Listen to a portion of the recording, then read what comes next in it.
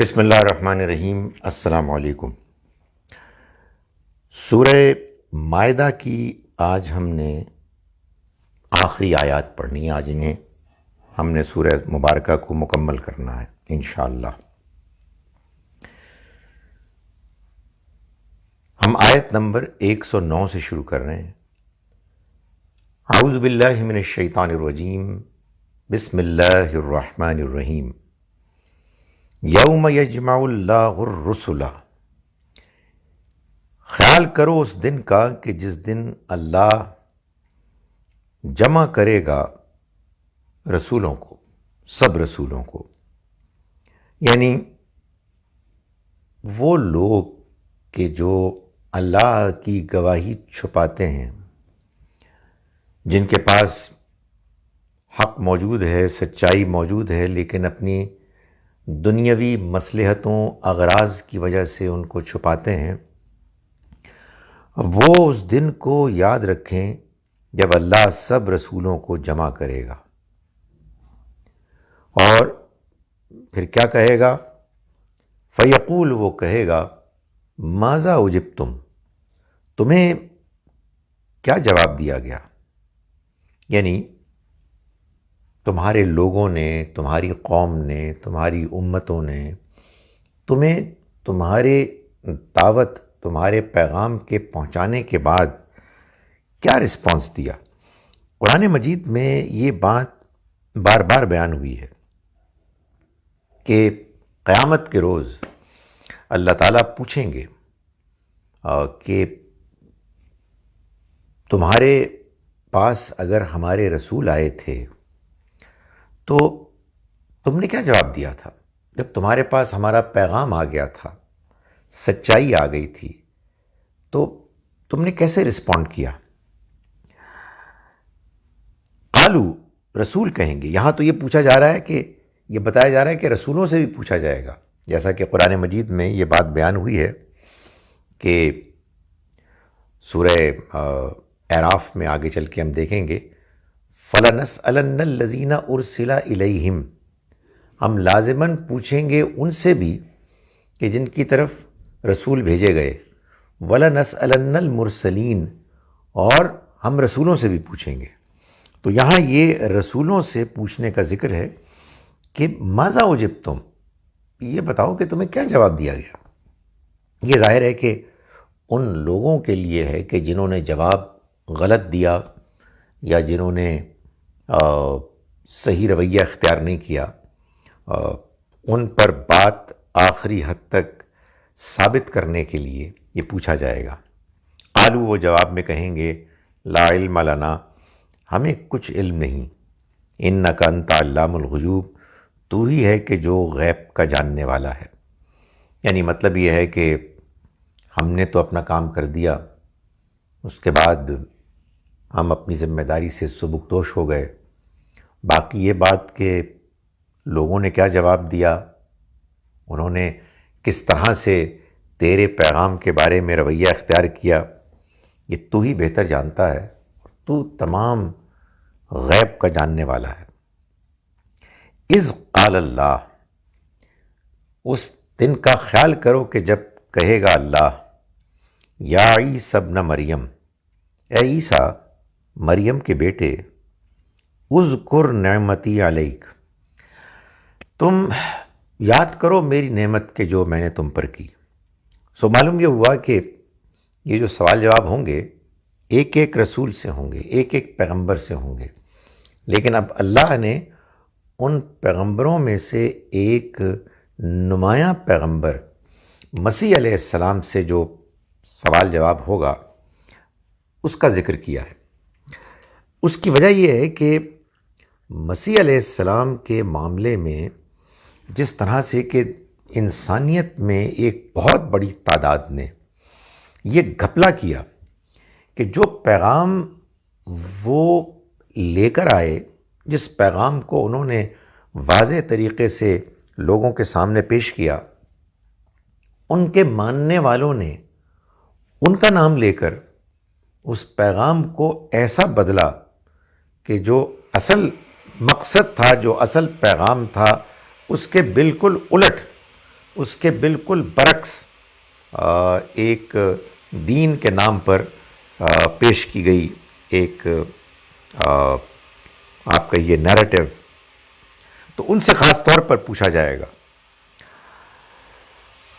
فرمایا کہ اذ قال اللہ، یاد کرو اس وقت کو کہ جب اللہ کہے گا یا عیسی ابن مریم، یا عیسیٰ مریم کے بیٹے، اذکر نعمتی علیکا، یاد کرو میری اس نعمت کو کہ جو تم پر ہوئی، وعلی والدتک، اور تمہاری والدہ پر، اذ ایدتک بروح القدس، جب میں نے مدد کی تمہاری روح القدس کے ذریعے سے، یعنی جبریل علیہ السلام کے ذریعے سے، وہ مدد کے جس کی کچھ تفصیلات آگے آئیں گی، جس کے نتیجے میں اللہ تعالیٰ نے غیر معمولی معجزات ہیں کہ جن سے ان کو نوازا۔ تکلم الناس فی المہدی وکہلا، تم لوگوں سے بات کرتے تھے گہوارے میں بھی اور بڑی عمر کو پہنچ کر بھی، یعنی تم نے دونوں موقعوں پر، پہلے اپنی والدہ کے لیے ان کے بارے میں الزامات کو بالکل رد کرنے کے لیے، اور پھر اپنے نبوت کو لوگوں کے سامنے، اپنے پیغام کو پیش کرنے کے لیے تم نے ان کے ساتھ کلام کیا۔ وَإِذْ عَلَّمْتُكَ الْكِتَابَ وَالْحِكْمَةَ، اور یاد کرو اس وقت کو کہ جب میں نے تم کو تعلیم دی کتاب اور حکمت کی، وَالتَّوْرَاةَ وَالْإِنْجِيلَ، یعنی تورات اور انجیل کی۔ یہ آیہ مبارکہ اور اس کے علاوہ ایک جگہ اور اللہ تعالیٰ نے اس کو بیان کیا ہے، یہ واضح کرتے ہیں کہ اصل میں تورات ہے الکتاب اور انجیل ہے الحکمہ۔ یاد کرو کہ جب میں نے تم کو تعلیم دی الکتاب والحکمہ، کتاب اور حکمت کی، والتورات والانجیل، یعنی تورات اور انجیل کی۔ یہ درمیان میں الحکمہ کے بعد جو واو ہے یہ تفسیر کی واو ہے، یہ اصل میں الکتاب اور الحکمہ کو واضح کر رہی ہے کہ یہ کیا ہیں۔ کتاب تورات ہے، تورات میں قانون ہے، شریعت ہے، اور انجیل میں ایمانیات ہیں اور اخلاقیات ہیں۔ یہ قرآن کا مقام اس حقیقت کو بالکل واضح کر دیتا ہے۔ وَإِذْ تَخْلُقُ مِنَ الطِّينِ، یاد کرو اس وقت کو کہ جب تم بناتے تھے مٹی سے، کہیئت الطیر، پرندے کی مانند، یعنی ایک ہیولا، بِإِذْنِی، میری مرضی سے، فَتَنْفُخُ فِیہا، پھر تم پھونکتے تھے اس میں، فَتَکُونُ طَیْرًا بِإِذْنِی، تو وہ بن جاتا تھا پرندہ، یعنی اڑتا ہوا پرندہ میرے اذن سے، میری مرضی سے۔ وَتُبْرِئُ الْأَكْمَحَ وَالْأَبْرَصَ، اور یاد کرو اس وقت کو بھی کہ جب تم اچھا کر دیتے تھے اندھے کو، مادرزاد پیدائشی جو اندھا تھا اس کو بھی، اور کوڑھی کو بھی، یہ تم کرتے تھے۔ وَإِذْ تُخْرِجُ الْمَوْتَى بِإِذْنِی، اور یاد کرو اس وقت کو بھی کہ جب تم مردوں کو زندہ کرتے تھے میرے اذن، میرے حکم سے۔ وَإِذْ كَفَفْتُ بَنِي إِسْرَائِيلَ عَنْكَ، اور اس وقت کو بھی یاد کرو کہ جب میں نے بنی اسرائیل کو تم سے روک دیا، یعنی بنی اسرائیل کے ہاتھ تم سے روک دیے۔ یہ بیان ہے اس موقع کا کہ جب بنی اسرائیل کے کچھ لوگ مسیح علیہ السلام کو اپنے اس ناپاک پلان کے امپلیمنٹ کرنے کے لیے آئے کہ انہیں وہ سولی پر چڑھائیں، تو اللہ تعالیٰ نے ان کو اس سے محروم کر دیا، ان کے ہاتھ روک دیے، اور اپنی غیر معمولی حکمت اور قدرت سے مسیح علیہ السلام کو ایک نیچرل ڈیتھ سے انتقال سے گزار کے، اس سے پہلے کہ وہ ان کے اوپر دست درازی کرتے، اللہ نے ان کو آسمان پر اٹھا لیا۔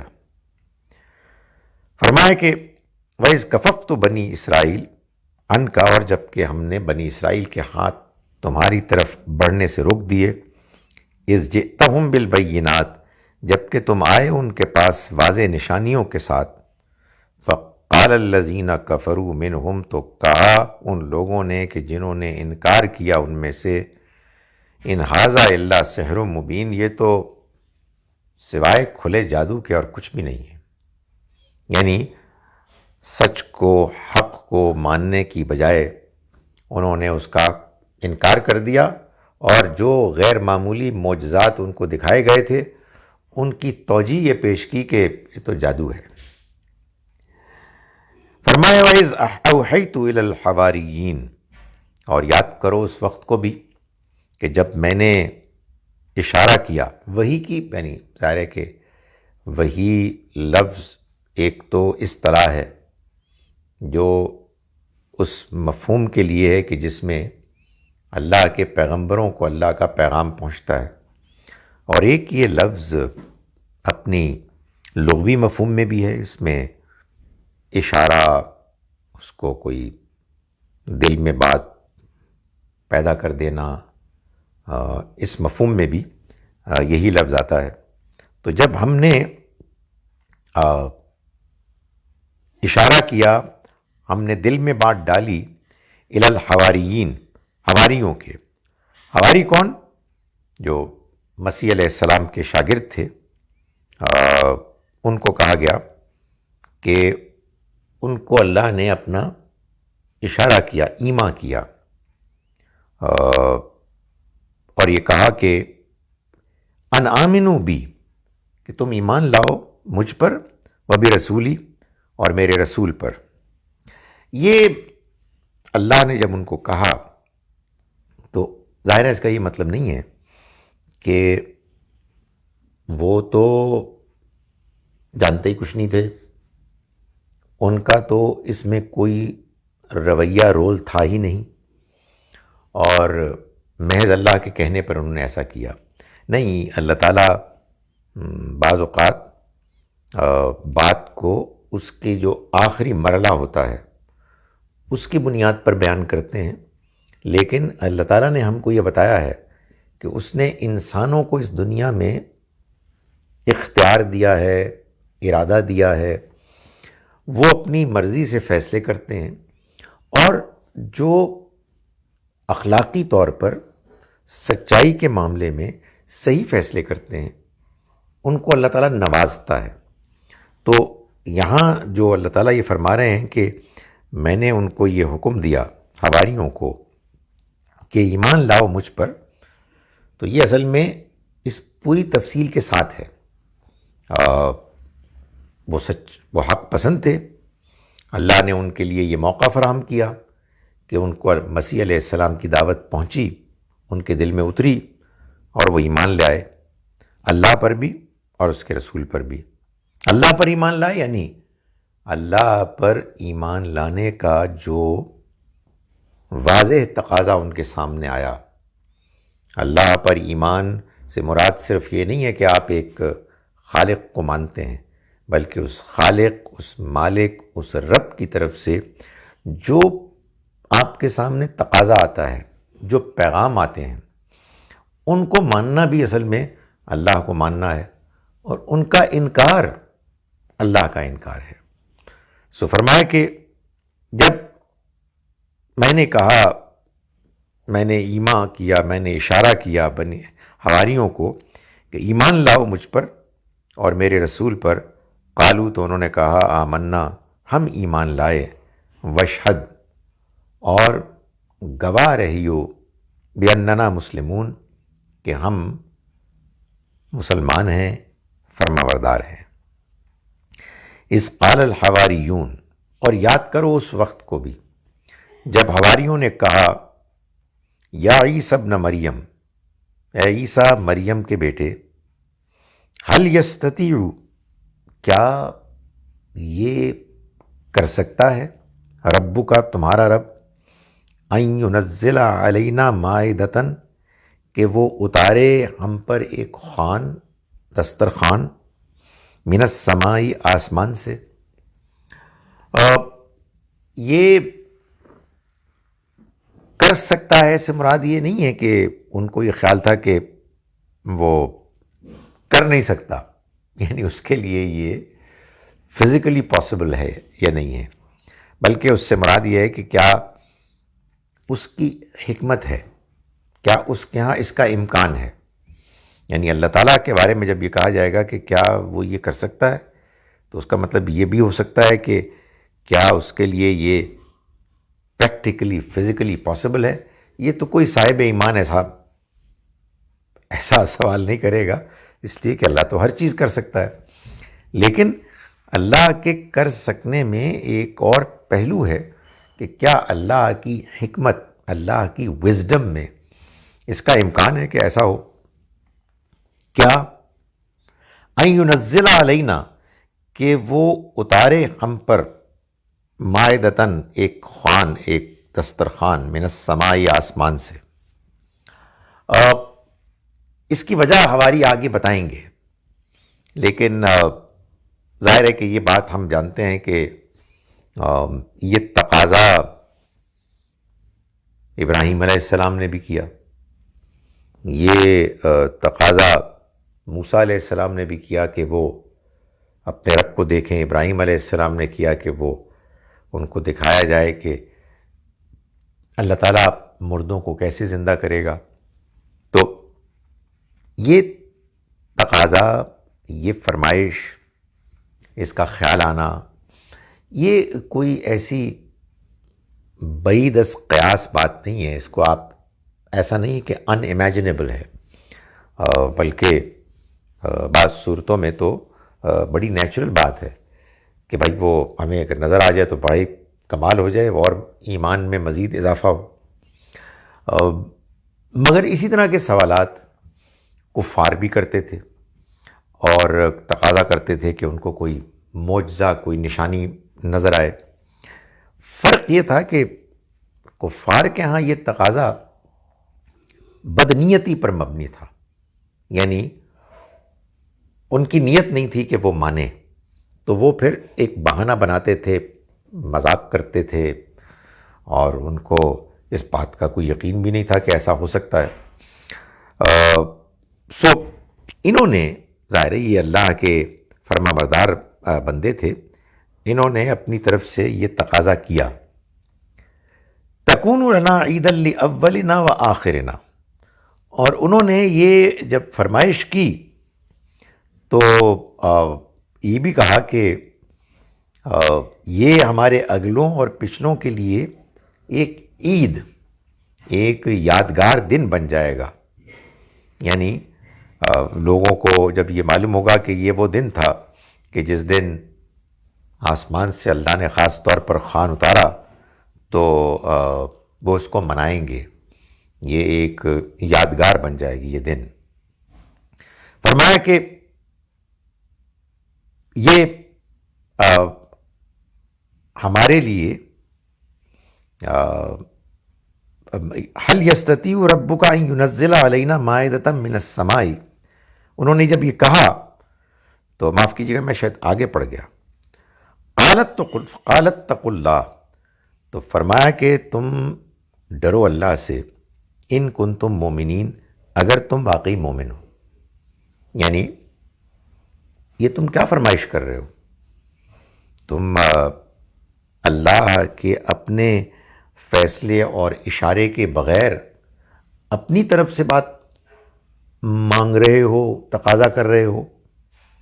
کہنے کا مقصد یہ ہے کہ نہ تمہارا مقام وہ ہے کہ جو ابراہیم علیہ السلام والا ہے، ٹھیک ہے تم انکار کرنے والوں کی طرح بھی نہیں ہو، مگر یہ تمہیں جسٹیفائیڈ نہیں ہے، مطلب تمہیں زیب نہیں دیتا کہ تم ایسا کرو۔ فرمایا کہ اللہ سے ڈرو اگر تم واقعی مومن ہو۔ قالو، انہوں نے کہا، اب یہ انہوں نے اپنی طرف سے جسٹیفیکیشن پیش کی، نرید ان نأکل منہا، ہم چاہتے ہیں کہ ہم کھائیں اس میں سے، وتطمئن قلوبنا، اور ہمارے دل مطمئن ہوں۔ یہی بات ابراہیم علیہ السلام نے فرمائی تھی، وَلَٰكِن لِيَطْمَئِنَّ قَلْبِي۔ اللہ تعالیٰ نے پوچھا کہ یہ جو تم کہہ رہے ہو کہ مجھے دکھائیں کہ میں مردوں کو کیسے زندہ کروں گا، مجھے دکھائیں کہ آپ مردوں کو کیسے زندہ کریں گے۔ تو اللہ تعالیٰ نے پوچھا کیا تم اولم تؤمن، تم ایمان نہیں رکھتے؟ تو حضرت ابراہیم نے بھی فرمایا تھا کہ نہیں، بلا کیوں نہیں، وَلَٰكِن لِيَطْمَئِنَّ قَلْبِي، مگر میں یہ اس لیے کہہ رہا ہوں تاکہ میرا دل مطمئن ہو جائے۔ تو فرمایا کہ یہ ہو جائے ایک یادگار پہلوں کے لیے ہمارے، اور بعد پھر میں اس کو دوبارہ پڑھ رہا ہوں، معاف کیجیے گا، وہ ٹکڑا میرے سامنے بار بار آ رہا ہے۔ قالوا نرید، انہوں نے کہا کہ ہم چاہتے ہیں، ان ناکل منہا، کہ ہم کھائیں اس میں سے، وتطمئن قلوبنا، اور ہمارے دل مطمئن ہو جائیں، ونعلم ان قد صدقتنا، اور ہمیں یہ معلوم ہو جائے کہ آپ نے ہم سے سچ کہا، ونکون علیہا من الشاہدین، اور ہم اس پر گواہ بھی بن جائیں۔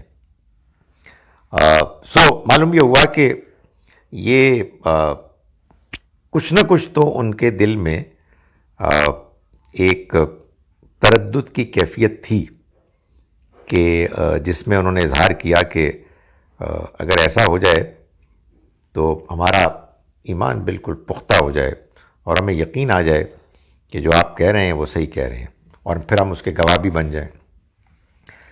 قال عیسی ابن مریم، چنانچہ جب حواریوں نے یہ تقاضا کیا تو حضرت عیسیٰ نے اللہ تعالیٰ کے سامنے اس کو پیش کیا۔ اللہم، اے اللہ، ربنا، اے ہمارے رب، انزل علینا، تو نازل کر، اتار ہم پر، مائدتاً، ایک خوان، من السماء، آسمان سے، تکون لنا عیدا لاولنا وآخرنا، کہ وہ بن جائے ایک یادگار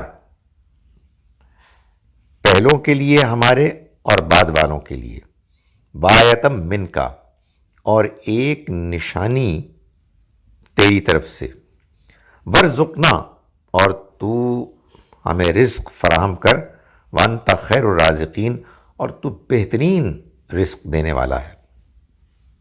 اس کے جواب میں فرمایا، قال اللہ، فرمایا اللہ تعالیٰ نے، انی منزلہا، میں اب اس کو اتارنے والا ہوں، تم نے تقاضا کیا ہے تو پھر لو، میں اس کو پورا کرنے والا ہوں۔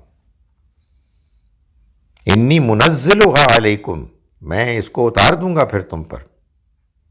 فمن یکفر، پھر اگر کسی نے انکار کیا، پھر جس کسی نے انکار کیا، بعدو، اس کے بعد، منکم، تم میں سے، فإنی، تو میں، اعذبہ، اس کو عذاب دوں گا، عذاباً، ایسا عذاب، لا اعذبہ، جو میں نے نہیں دیا، احداً، کسی اور کو، من العالمین، جہان والوں میں۔ یعنی کرنے کو تو میں کر لوں گا، تم کہتے ہو تو میں اس تقاضے کو پورا کر دیتا ہوں، لیکن پھر اس کے بعد اگر ان حواریوں نے صحیح رویہ اختیار نہ کیا اور کفر کا رویہ اختیار کیا تو پھر یہ بچیں گے نہیں، یہ سوچ لیں۔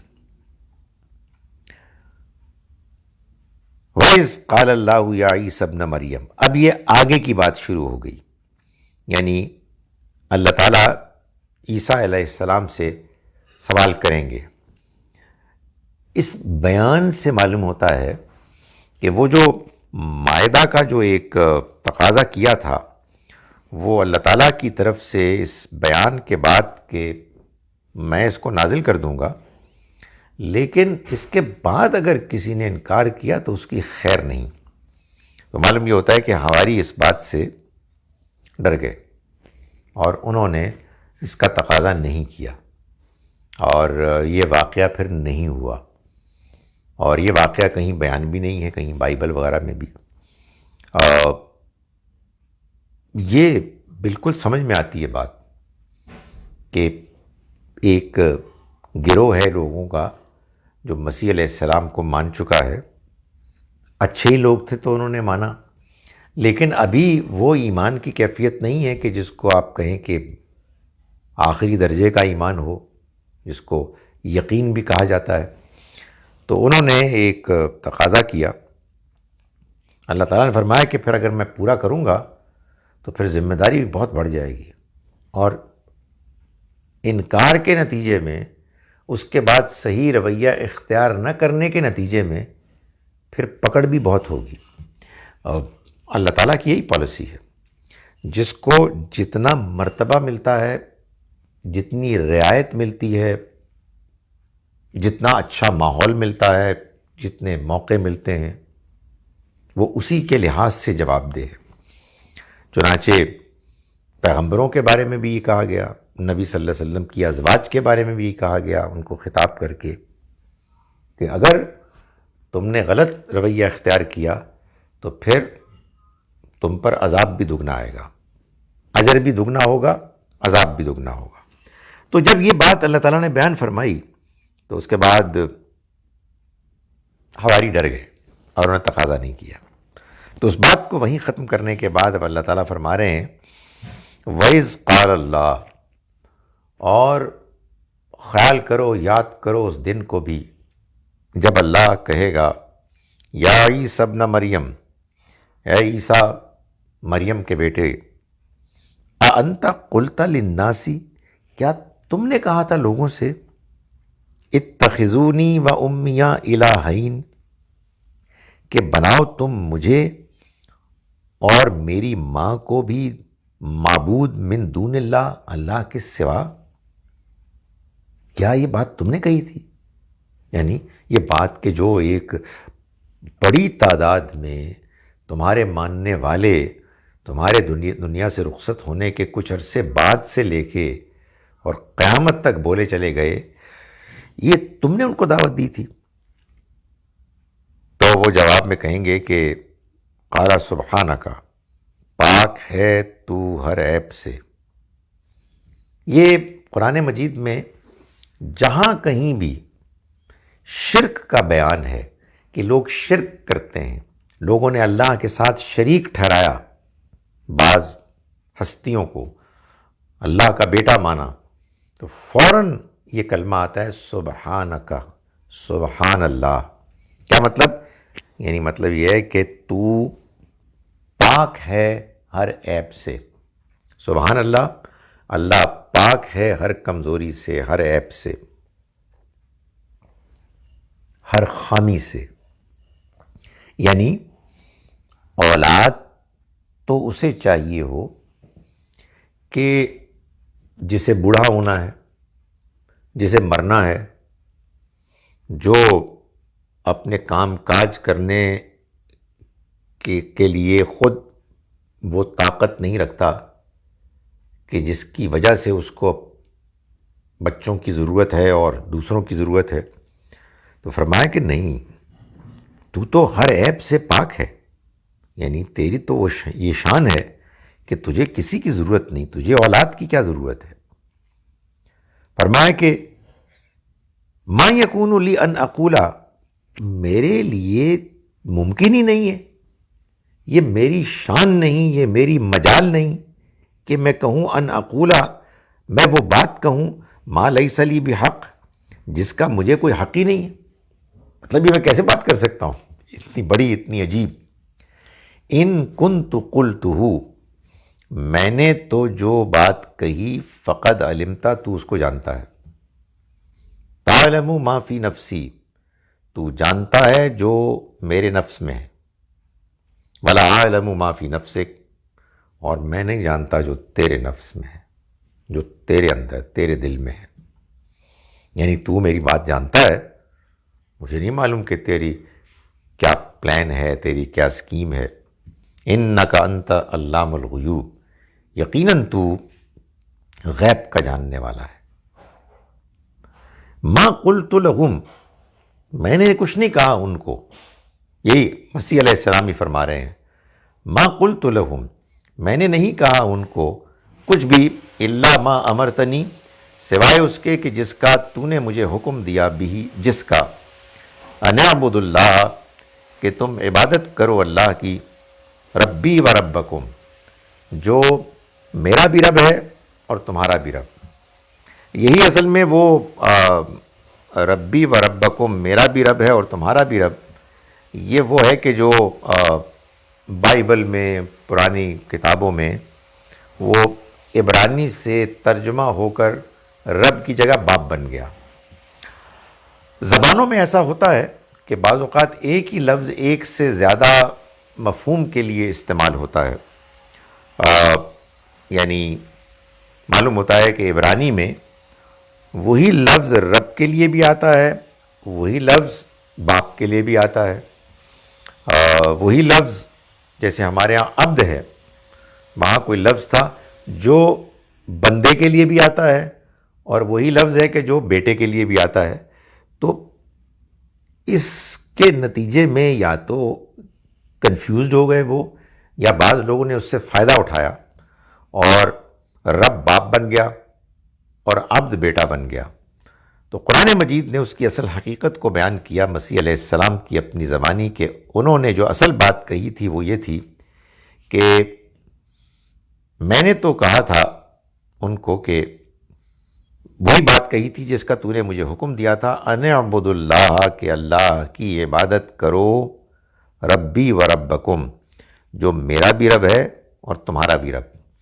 یہ بات کہ ایک لفظ کے کئی مفاہیم ہوتے ہیں، اس کی بہترین مثال سورہ یوسف ہے کہ جس میں لفظ دین جو ہم اللہ کے پیغام شریعت کے لیے استعمال کرتے ہیں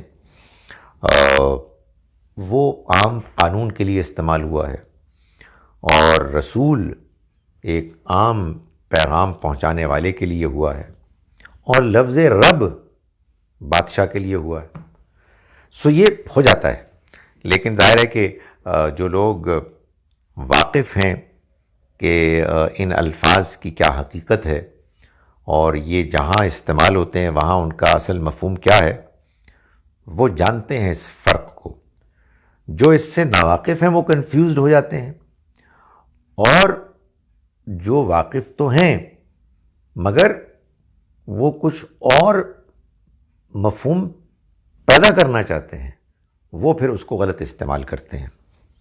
فرمایا کُنتُ علیہم شہیداً، اور میں ان میں گواہ رہا، ما دمت فیہم، جب تک کہ میں ان میں رہا، فلما توفیتنی، پھر جب تو نے مجھے وفات دے دی، کنت انت الرقیب علیہم، تو تو ہی ان پر نگران تھا۔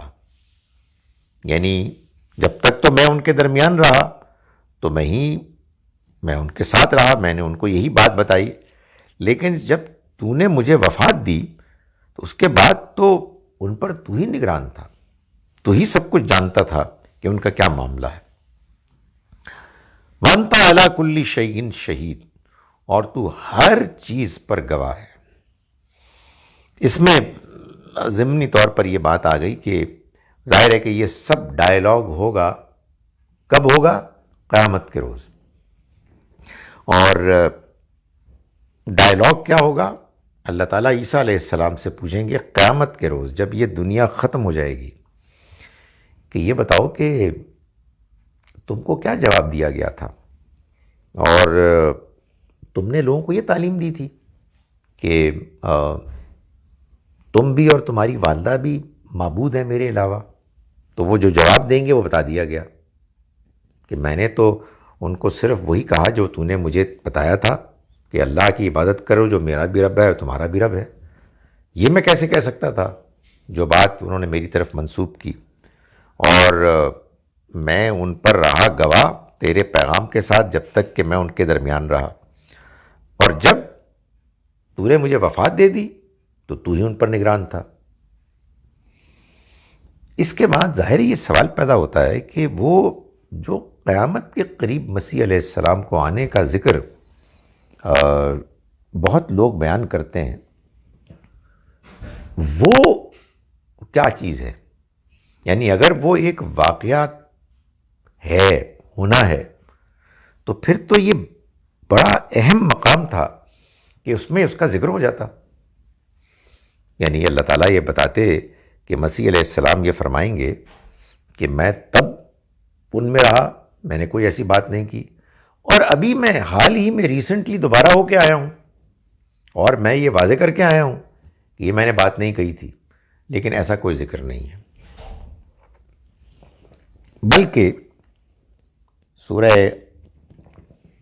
آل عمران میں ہم دیکھ آئے ہیں کہ اللہ تعالیٰ نے اس بات کو بیان کیا ہے کہ اللہ نے مسیح علیہ السلام کو بچایا اور یہ فرمایا کہ انی متوفی کا، میں تمہیں وفات دے رہا ہوں، ورافعو کا الیہ، اور میں اپنی طرف اٹھا رہا ہوں۔ یہ سورہ آل عمران سورہ نمبر 3 ہے، اس کی غالباً آیت نمبر 51 ہے، 51 ہے یا 55 ہے۔ بہرحال تو یہ مسیح علیہ السلام فرمائیں گے کہ جب تک تو میں ان میں رہا تو میں نے ان کو یہی بات کہی، کنت علیہم شہیداً ما دمت فیہم، میں نے ان کے سامنے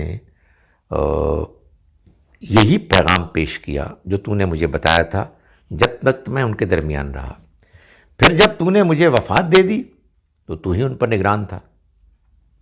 یہ ظاہر ہے وہ اسی موقع کی بات کہہ رہے ہیں کہ جس موقع کے بارے میں اللہ تعالیٰ سوال فرما رہے ہیں، کیونکہ ابھی وہ اگر کوئی قیامت کے قریب واقعہ ہونا تھا وہ تو ہوا ہی نہیں تھا ابھی تک، قرآن نازل ہوا ہے، اس سے پہلے مسیح علیہ السلام کے دنیا سے چلے جانے کا واقعہ ہے، تو اس میں بالکل واضح ہے کہ قیامت کے دن وہ جو بات کیا کریں گے وہ ایک ہی وفات کا ذکر کریں گے، اور مسیح علیہ السلام اپنی ذمہ داری پوری کر کے اللہ کے پاس پہنچ چکے ہیں۔ فرمایا کہ وَأَنْتَ عَلَىٰ كُلِّ شَيْءٍ شہید، اور تو ہر چیز پر گواہ ہے۔ ان تعذبہم، اگر تو ان کو عذاب دے، فَإِنَّهُمْ عِبَادُكَ، تو وہ تیرے بندے ہیں۔ یعنی اگر تو یہ فیصلہ کر لے کہ تو نے ان کو پکڑنا ہے تو اور ان کو پکڑ کر سزا دینی ہے تو تیرا فیصلہ ہے، تو ان کے بندے، تیرے وہ بندے ہیں، تو ان کا رب ہے، تو جیسے کرے۔ وَإِن تغفر لَهُمْ، اور اگر تو انہیں معاف کر دے، فَإِنَّكَ أَنْتَ الْعَزِيزُ الْحَكِيمُ، تو زبردست ہے، حکمت والا ہے۔ یعنی مطلب یہ ہے کہ یہ بات تو اپنی جگہ پر ٹھیک ہے کہ تیری قدرت ہر چیز پر غالب ہے، تو ہی ہے کہ جو سب چیزوں کا مالک ہے، یہ ساری مخلوق تیرے بندے ہیں، تو جیسے بھی فیصلہ کرے، مگر تیرا فیصلہ ہمیشہ حکمت پر مبنی ہوتا ہے۔ تو اگر کوئی گنجائش ہوئی مغفرت کی تو وہ گنجائش تیری حکمت ہی کے مطابق ہوگی، اور اگر گنجائش نہیں ہوگی تو پھر تو قدرت رکھنے والا ہے، تو غالب ہے، تو زبردست ہے، تیرا کوئی ہاتھ روک نہیں سکتا۔ ظاہر ہے کہ مسیحیوں نے شرک کیا، اور شرک وہ اس کی کوئی معافی نہیں ہے، لیکن یہ جو ذکر ہے یہاں مسیح علیہ السلام کی جانب سے اور جو اللہ تعالیٰ بیان کر رہے ہیں، یہ نہیں ہے کہ کوئی اور اس کو کوٹ کر رہا ہے، اللہ کی طرف سے یہ ذکر ہے کہ وہ اپنے ان نام لیواؤں کے بارے میں اللہ کے حضور میں قیامت کے روز یہ گزارش پیش کریں گے کہ اگر تو ان کو معاف کر دے تو زبردست ہے، تو حکمت والا ہے، تو شرک کی معافی کیسے ہو سکتی ہے؟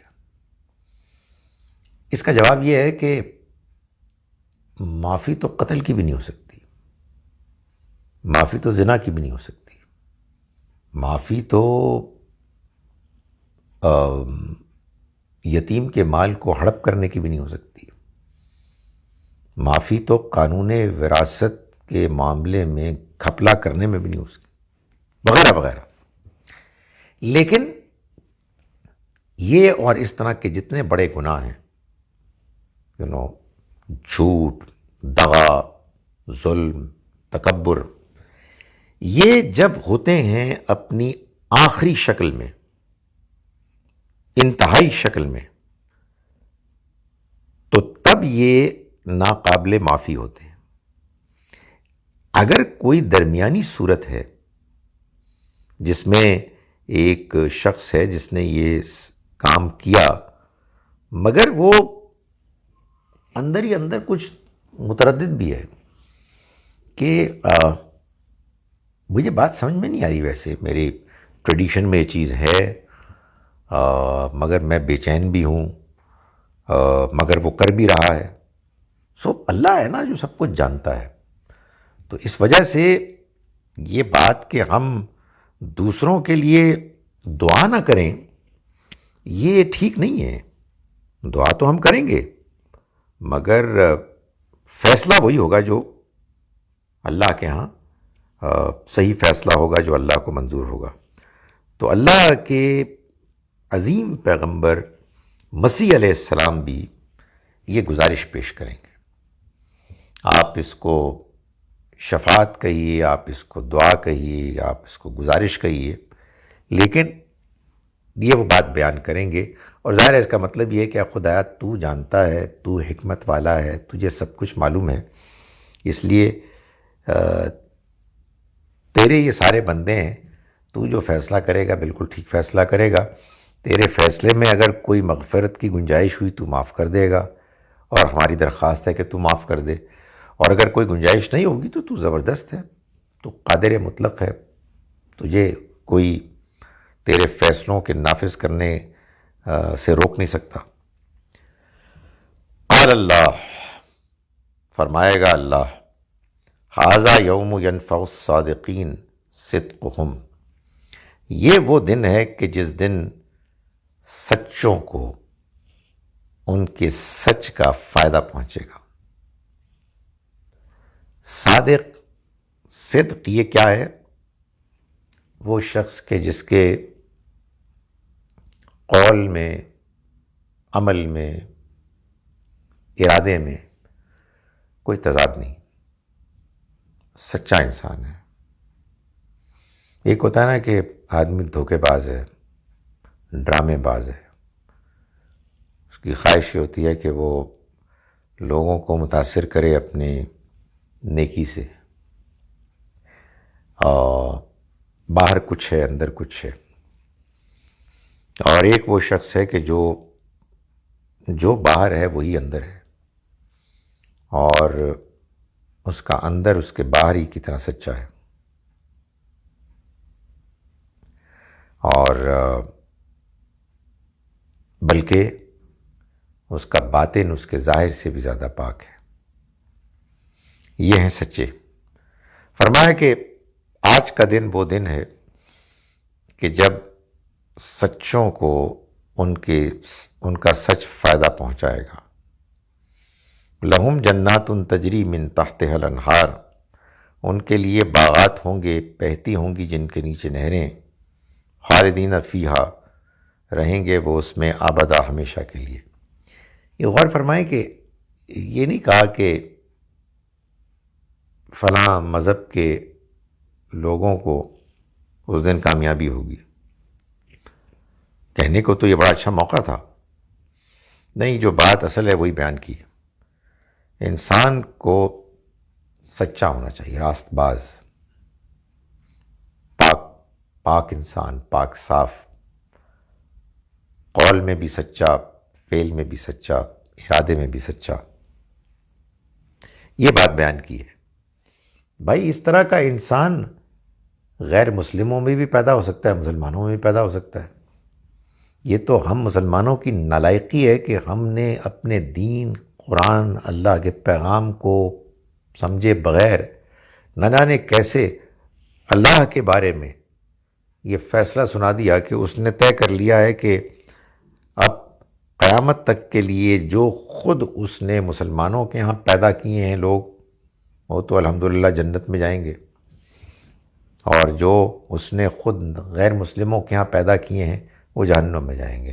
نہیں، قرآن کا فیصلہ کچھ اور ہے، سچوں کو ان کی سچائی فائدہ دے گی۔ جو آدمی سچا ہے، نیک ہے، پارسا ہے، کہیں گے کیا ایسے لوگ اللہ کے دین کا انکار کر سکتے ہیں؟ نہیں کر سکتے، لیکن یہ بات کہ انہوں نے دین کا انکار کیا یا نہیں کیا یہ فیصلہ اللہ کرے گا۔ میں اور آپ کون ہوتے ہیں اس فیصلے کو کرنے والے؟ اللہ کا پیغام صحیح طرح سے پہنچا یا نہیں پہنچا؟ ہمیں تو اس بات سے ڈرنا چاہیے کہ کہیں ایسا نہ ہو کہ ہم اس بارے میں پکڑے جائیں کہ وہ لوگ تو سچے تھے، مگر ہم کو دیکھ کے، ہم جھوٹوں کو دیکھ کے وہ اس بات کو ماننے کے لیے تیار نہیں ہوئے کہ یہ اللہ کا پیغام، اللہ کا دین ہو سکتا ہے۔ فرمایا کہ یہ جو سچے ہیں، رضی اللہ عنہم، اللہ ان سے راضی ہو گیا، و برضوا عنہ، اور وہ اس سے راضی ہو گئے۔ ذالک الفوز العظیم، یہ ہے کامیابی بڑی، یہ ہوگی بڑی کامیابی۔ للہ ملک السماوات والارض، اللہ ہی کا ہے جو کچھ بھی، اللہ ہی کی بادشاہی ہے جو کچھ بھی آسمانوں میں ہے اور زمین میں۔ آسمانوں اور زمین میں جو کچھ بھی ہے وہ اصل میں اللہ کی ہے، اللہ کا ملک ہے، اللہ کی بادشاہی ہے۔ وما فیہن، اور جو کچھ اس کے درمیان ہے، وہو علی کل شیء قدیر، اور وہ ہر چیز پر قدرت رکھنے والا ہے۔ اس پر اللہ کے فضل و کرم سے ہماری سورہ مائدہ کا سبق مکمل ہوا۔ میں ان آیات کا ترجمہ ایک مرتبہ پھر کر رہا ہوں، مگر اس سے پہلے میں وہی اعلان کر رہا ہوں کہ اگر آپ نے اسی ترجمے کے بعد اس درس کلاس سے متعلق کوئی سوال کرنا ہے یا کوئی اور سوال کرنا ہے تو آپ برائے کرم مجھے میرے واٹس ایپ میسج کر دیں۔ میں واٹس ایپ نمبر پہلے بھی بتا چکا ہوں، اگر کوئی مہربانی کرے تو اس کو یہاں لکھ بھی دیں۔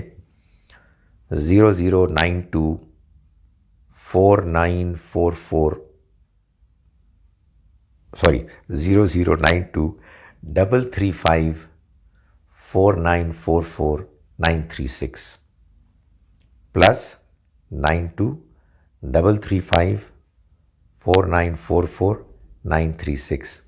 آپ جب میں ترجمہ کر رہا ہوں اس دوران میں آپ سوال لکھ کے مجھے بھیجیں گے تو ترجمے کے آخر میں اگر میں دیکھوں گا کہ مجھے کوئی سوال آیا ہے تو میں اس کا جواب دے دوں گا۔ ہم شروع کرتے ہیں اس اللہ کے نام کے ساتھ جس کی رحمت بے پناہ ہے، جس کی عنایت ہمیشہ کے لیے ہے۔ یوم یجمع اللہ الرسل، یاد کرو اس دن کو، خیال کرو اس دن کا کہ جب اللہ جمع کرے گا رسولوں کو۔ فیقول، پھر وہ کہے گا، پوچھے گا، ماذا اجبتم، تمہیں کیا جواب دیا گیا؟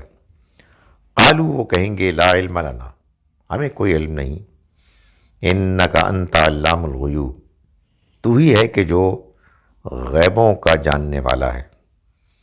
اذ قال اللہ، یاد کرو کہ جب اللہ تعالیٰ فرمائے گا، یا عیسی ابن مریم، اے عیسیٰ مریم کے بیٹے، اذکر نعمتی علیک، یاد کرو میری نعمت کہ جو تم پر ہوئی، وعلی والدتک، اور جو تمہاری والدہ پر ہوئی، اذ ایدتک بروح القدس، جب میں نے مدد کی تمہاری روح القدس یعنی جبرائیل کے ذریعے سے، تکلم الناس فی المہد وکہلا، تم بات کرتے تھے لوگوں سے ماں کی گود میں بھی اور بڑی عمر میں بھی۔ وَإِذْ عَلَّمْتُكَ الْكِتَابَ وَالْحِکْمَةَ وَالتَّوْرَاةَ وَالْإِنْجِیلَ، اور یاد کرو اس وقت کو کہ جب میں نے تم کو کتاب اور حکمت کی تعلیم دی، یعنی تورات اور انجیل کی۔ وَإِذْ تَخْلُقُ مِنَ الطِّینِ، یاد کرو جب کہ تم بناتے تھے مٹی سے، کہیئت الطیر، پرندے کی مانند ایک کہیے ہیولا، بیزنی میرے حکم سے، فتنفخ فیہا، پھر تم پھونکتے تھے اس میں، فتکون طیرا بیزنی، تو وہ ہو جاتا تھا پرندہ میرے حکم سے، وتبرئ الاکمہ والابرص بیزنی، اور تم اچھا کر دیتے تھے کوڑھی کو بھی اور اندھے کو بھی اور کوڑھی کو بھی میرے حکم سے۔ وَإِسْتُخْرِجُ الْمَوْتَى بِإِذْنِي، اور یاد کرو کہ جب تم مردہ کو زندہ کرتے تھے میرے حکم سے۔ وَإِذْ كَفَفْتُ بَنِي إِسْرَائِيلَ، اور یاد کرو کہ جب میں نے بنی اسرائیل کو روک دیا، ان کے ہاتھوں کو روک دیا، ان کا تم سے۔ اذ جئتہم بالبینات، جبکہ تم آئے ان کے پاس واضح نشانیوں کے ساتھ۔ فقال الذین کفروا، تو کہا ان لوگوں نے جنہوں نے انکار کیا، منہم ان میں سے، ان ھذا الا سحر مبین، یہ تو بس ایک کھلا جادو ہے۔ وَإِذْ أَوْحَيْتُ، اور یاد کرو اس وقت کو کہ جب میں نے وحی کی، إِلَى الْحَوَارِيِّينَ، حواریوں کی طرف، أَنْ آمِنُوا بِي وَبِرَسُولِي، کہ ایمان لاؤ مجھ پر اور میرے رسول پر۔ قالوا، تو انہوں نے کہا، آمنا، ہم ایمان لائے، واشہد، اور گواہ رہنا، بِأَنَّنَا مسلمون، کہ ہم فرما برداروں میں سے ہیں، ہم مسلمان ہیں۔ اذ قال الحواریون، یاد کرو کہ جب کہا حواریوں نے، یا عیسی ابن مریم، اے عیسیٰ مریم کے بیٹے، حل یستطیع، کیا یہ کر سکتا ہے ربک، تمہارا رب، ان ینزل علینا، کہ وہ اتارے ہم پر، مائدۃ من السماء، ایک خوان آسمان سے۔ قال اتقوا اللہ، کہا انہوں نے کہ اللہ سے ڈرو، ان کنتم مومنین، اگر تم باقی مومن ہو۔ قالوا، انہوں نے کہا، نرید، ہم چاہتے ہیں، ان نأکل منہا، کہ ہم کھائیں اس میں سے، وتطمئن قلوبنا، اور ہمارے دل مطمئن ہو جائیں، ونعلم، اور ہم جان لیں، ان قد صدقتنا، کہ تو نے ہم سے سچ کہا، ونکون علیہا، اور ہم ہو جائیں اس پر، من الشاہدین، گواہ۔ قال عیسی ابن مریم، کہا عیسیٰ کہیں گے، یعنی اس کا جواب دیں گے، عیسیٰ مریم کے بیٹے، معاف کیجیے گا، فرمایا عیسیٰ مریم کے بیٹے نے، اللہم ربنا، اے اللہ، ربنا، ہمارے رب، انزل علینا، تو نازل کر ہم پر، مائدۃ من السماء، ایک خوان آسمان سے، تکون لنا عیدن، ہو جائے ہمارے لیے وہ عید، وہ یادگار، لأولنا و آخرنا، ہمارے پہلوں کے لیے بھی اور بعد والوں کے لیے بھی، وآیۃ منک، اور ایک نشانی تیری جانب سے، ورزقنا، اور تو ہمیں رزق دے، وانت خیر الرازقین، اور تو بہترین رزق دینے والا ہے۔ قال اللہ، فرمایا اللہ نے، انی منزلها علیکم، میں اس کو اتار دوں گا تمہارے اوپر، تمہاری طرف، فمن یکفر بعد، پھر جس نے انکار کیا اس کے بعد، منکم، تم میں سے، فانی اعذبہ، تو میں اس کو عذاب دوں گا، عذاباً، ایسا عذاب، لا اعذبہ احدا من العالمین، جیسا عذاب میں نے نہیں دیا کسی کو بھی جہان والوں میں سے۔ وَإِذْ قَالَ اللہ، اور یاد کرو کہ جب فرمائے گا اللہ، یا عیسی ابن مریم، اے عیسیٰ مریم کے بیٹے، انت قلت للناس، کیا تم نے کہا تھا لوگوں سے، اتخذونی و امی الہین، کہ تم بناؤ مجھ کو اور میری ماں کو معبود، من دون اللہ، اللہ کے سوا۔ قال سبحانک، وہ فرمائیں گے کہ پاک ہے تو ہر عیب سے، ما یکون لی ان اقول ما لیس لی بحق، میری کیا مجال کہ میں کوئی ایسی بات کہوں جس کا مجھے کوئی حق نہیں۔ ان کنت قلتہ، میں نے تو وہی بات کہی، فقد علمتا، جو تو جانتا ہے، اگر میں نے، معاف کیجیے گا، اگر میں نے وہ بات کہی، فقد علمتا، تو اس کو جانتا ہے، تعلم ما فی نفسی، تو جانتا ہے جو میرے جی میں ہے، ولا اعلم، اور میں نہیں جانتا، ما فی نفسک، کہ جو تیرے جی میں ہے، انک انت علام الغیوب، یقیناً تو ہی غیبوں کا جاننے والا ہے۔ ما قلت لہم، میں نے نہیں کہا ان کو، الا مگر، ما امرتنی بھی، وہ بات کہ جس کا تو نے حکم دیا تھا مجھ کو، ان اعبد اللہ ربی و ربکم، کہ تم عبادت کرو اللہ کی جو میرا بھی رب ہے اور تمہارا بھی رب ہے۔ فلما توفیتنی، وکنت علیہم شہیداً، اور میں رہا ان پر گواہ ما دمت فیہم، جب تک کہ میں ان میں رہا. فلما توفیتنی، پھر جب تو نے مجھے وفات دے دی، کنت انت الرقیب علیہم، تو ان پر نگران تھا. وانت علی کل شیء شہید، اور تو ہر چیز پر گواہ ہے. ان تعذبہم، اگر تو عذاب دے ان کو، فإنہم عبادک، تو وہ تیرے بندے ہیں.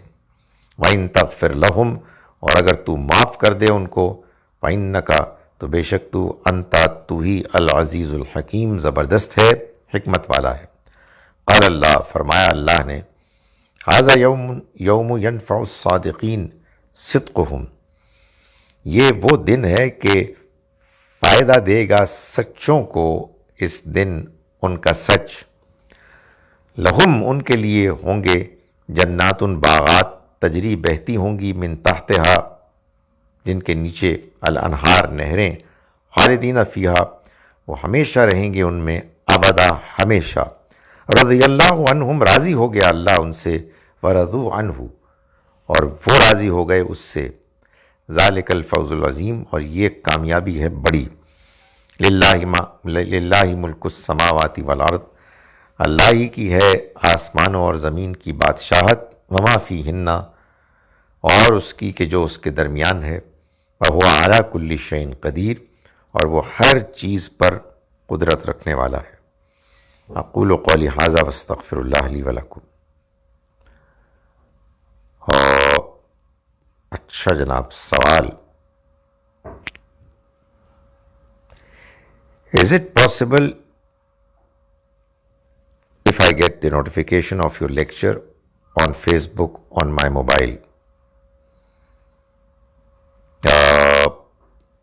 آپ ایسا کیجیے کہ میں اب دوبارہ ریمائنڈ کریں تو میں آپ کو ایڈ کر دوں گا. میرے پاس ایک واٹس ایپ گروپ ہے، اس میں لوگوں کو انفارم کر دیتا ہوں. تو آپ اگر مجھے میسج کریں تو میں اس میں آپ کو شامل کر دوں گا.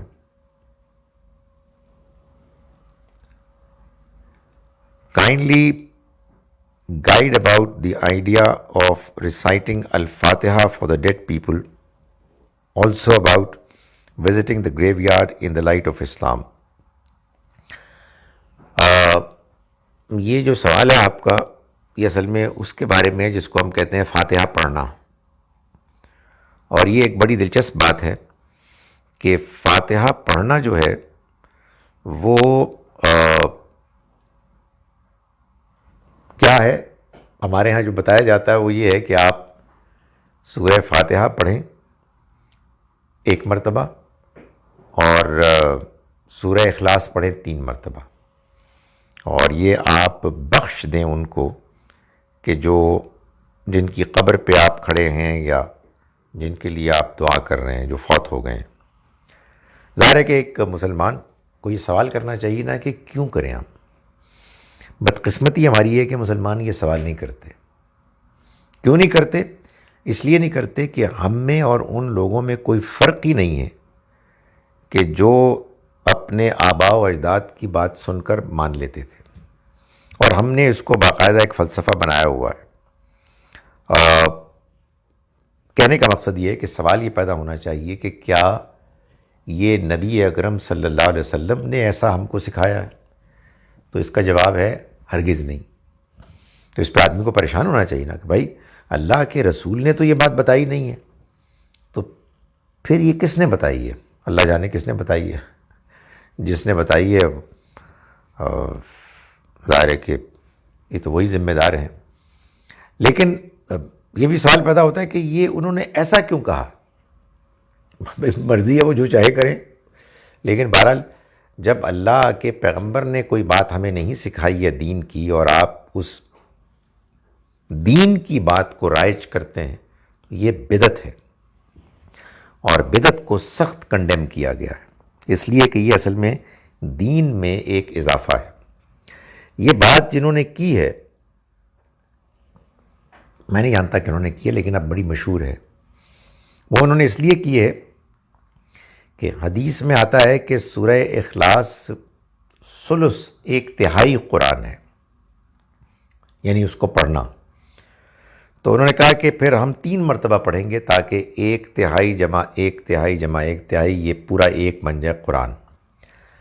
اور بعض لوگوں کا یہ خیال ہے کہ قرآن مجید پورا قرآن ہے اور سورہ فاتحہ الگ سے ہے۔ یہ بھی ایک گھپلہ ہے، وہ کبھی موقع ہوگا تو میں اس کو بتاؤں گا۔ تو وہ کہتے ہیں پہلے سورہ فاتحہ پڑھیں اور پھر یہ 3 مرتبہ سورہ اخلاص پڑھیں، اور یہ کسی پر جو بھی فوت ہوئے ان کو بخش دیں، تو کیا ہوگا اس کا فائدہ کہ ایک پورا قرآن ہم تحفے میں پیش کر دیں گے۔ کوئی بیسس نہیں ہے اس کی۔ آپ جائیں، آپ گریو یارڈ پہ قبرستان میں جائیں، جو فوت ہوئے ہیں ان کے لیے دعائے مغفرت کریں، اپنے لیے بھی دعا کریں، ان کے لیے بھی دعا کریں، اور اللہ تعالیٰ سے خیر کی بھلائی کی توفیق مانگیں۔ اور اس میں کوئی رکاوٹ نہیں ہے، لیکن فاتحہ پڑھنا، سورہ فاتحہ پڑھنا، یہ اس موقع میں یہ بالکل دین کا حصہ نہیں ہے، یہ دین میں اضافہ ہے۔ ٹھیک ہے جناب، اگر کوئی اور سوال نہیں، السلام علیکم ورحمۃ اللہ وبرکاتہ۔